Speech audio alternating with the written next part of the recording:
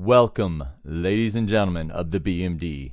And we do have a couple of bitches in our league, so this, ladies and gentlemen, holds true. To our, let's see, what is this? The 10th?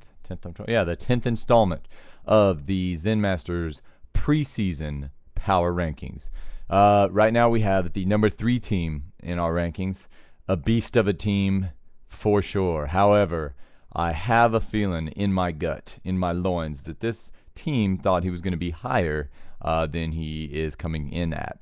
And there are some very valid reasons why he's coming in at number 3. So without further ado, number 3 on Zen Masters preseason BMD power rankings is Big Truck.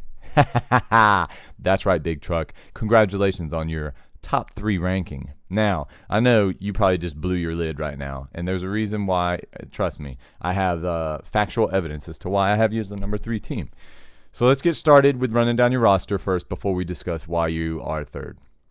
Phillip Rivers, Matthew Stafford. Matthew Stafford.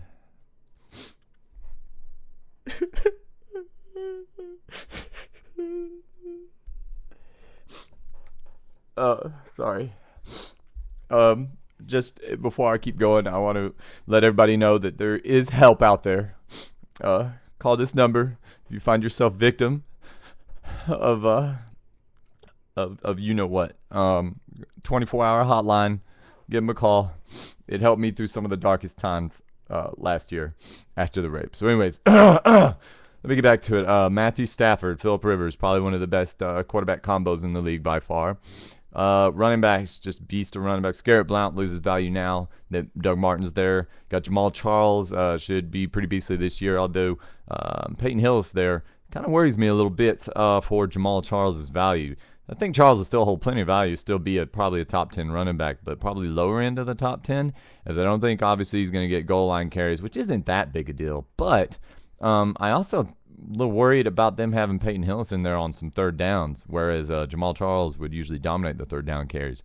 So anyways, kind of interested to see how that plays out. Arian Foster, number 1 running back in the league. Enough said. Let's see the other. LaShawn McCoy, top 3 running back, just a beast. And Ryan Matthews, unfucking believable. Way to go, Fighting Irish Horseman.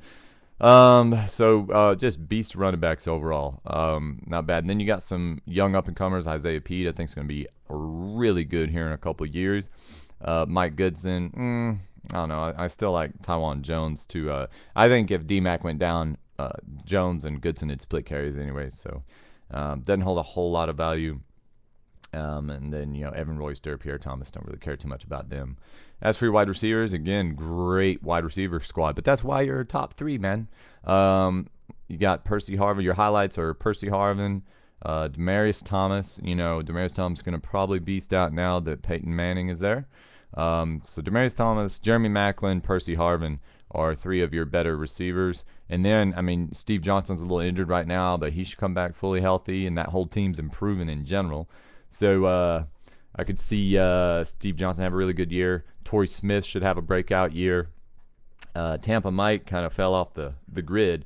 And then, so I'm not really sure what's up. Brian Quick, I'm not personally sold on him, but it's anybody's game there in St. Louis. They need a number 1, so Brian Quick may be able to step up and be that number 1. And Leonard Hankston, I'm actually pretty high on him. So top to bottom, wide receivers, just beastly. But you have better running backs than you do wide receivers, though. And then, of course, tight end, probably have the number 1 or number 2 tight end. Probably number 2. I still think Gronk's number 1 with Jeremy Graham. And then following that up with Keelan Winslow, who I think will get a few more catches there in Seattle. But Seattle doesn't seem to use the tight end position hardly at all. They had Miller there last year, who I was really high on when he came into the league. Did great in Oakland, didn't do so good in Seattle. And then Cameron Jordan, between him and Moore, they'll probably split receptions. I don't know. Defensive players, all pretty good from the line all the way back to the safeties. So that is why you are a top 3 team, my friend. Now let's talk about why you are not the number 1 team. Karma. That's why. The fantasy football gods will not allow you to do what you have done and reap the benefits. I just don't see it happening. I just don't.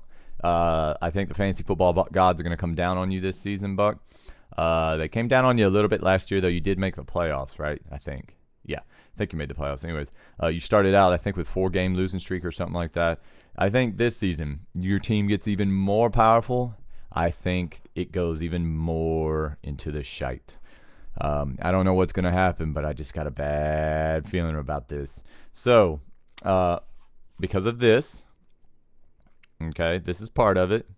And because of the roofies that you put in Fighting Irish Horseman's drink when you raped him for Ryan Matthews. Great deal for you, by the way. And the myriad of other things. I just don't feel comfortable putting you up there as number one. Fantasy football gods, like I said, are going to come down on you with their full wrath this season, Buck. And I'm a little worried for you. I'm a little scared. So my advice to you would be to trade me back Matthew Stafford for a 3rd-round pick. Also trade me.